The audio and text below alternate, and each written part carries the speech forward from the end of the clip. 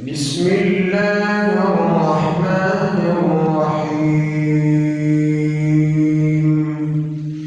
إذا زلزلت الأرض زلزالها وأخرجت الأرض أثقالها وقال الإنسان ما لها يومئذ تحدث أخبارها